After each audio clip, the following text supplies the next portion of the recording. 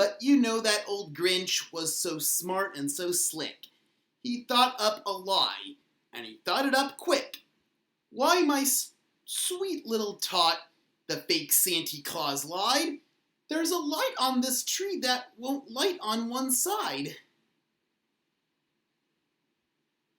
So I'm taking it home to my workshop, my dear.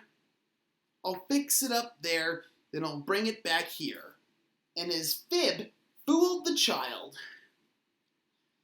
Then he patted her head, and he got her a drink, and he sent her to bed. And when Cindy Lou Who went to bed with her cup, he went to the chimney and stuffed the tree up.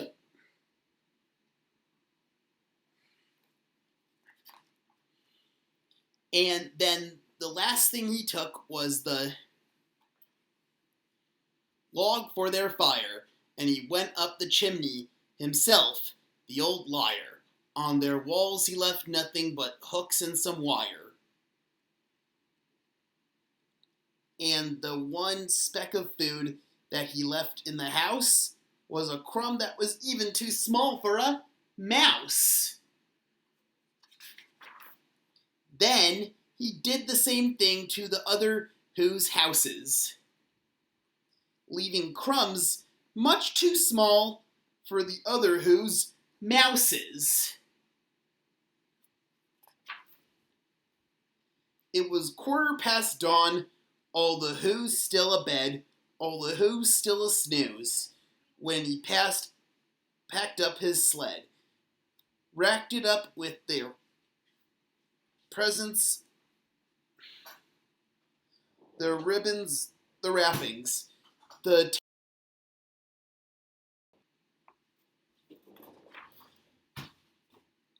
3,000 feet up the side of Mount Crumpet.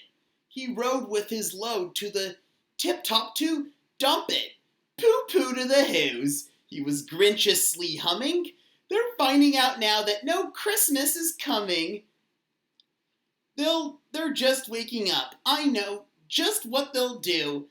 Their mouths will hang open for a minute or two. Then the Who's down at Whoville will all cry, "Boo-hoo!" "That's a noise," grinned the Grinch, "that I simply must hear." So he passed, and the Grinch put his hand to his ear, and he did hear a sound rising over the snow.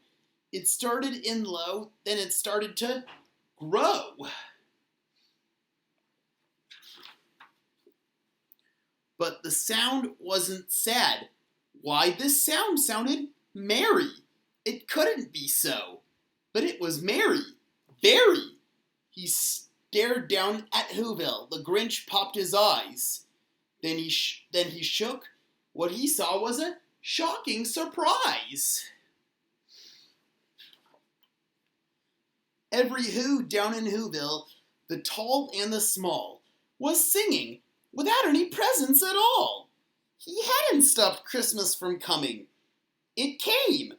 Somehow or other, it came just the same.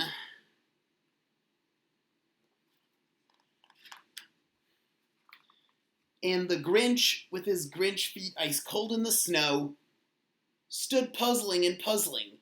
How could it be so? It came without ribbons. It came without tags. It came without packages, boxes, or bags. Then he puzzled 3 hours till his puzzler was sore. Then the Grinch thought of something he hadn't before.